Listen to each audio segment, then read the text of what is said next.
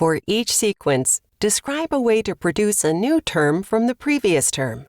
Sequence A starts with 30, 40, 50, 60, and 70. Each term is 10 more than the previous term, so to produce a new term, just add 10 to the previous term.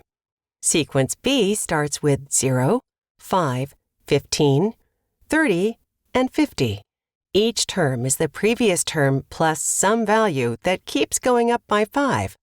First, 5 is added, then 10, then 15, and then 20. As long as you know the previous term and how much more it is than the term before it, you can add 5 more than that previous difference to the previous term. Sequence C starts with 1, 2, 4, 8, and 16. Each term is double the previous term, so to produce a new term, just multiply the previous term by 2. If the patterns you described continue, which sequence has the second greatest value for the 10th term? A 10th term of A would be 120.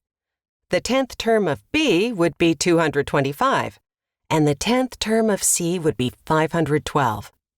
B would be the second greatest.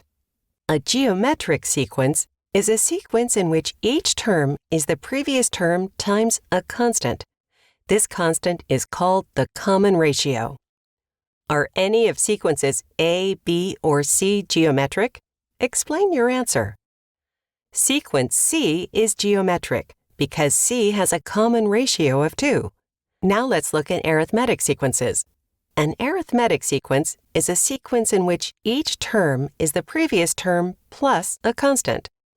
This constant is called the common difference. Which of the sequences is an arithmetic sequence? A is an arithmetic sequence because 10 is added to each term to find the next term.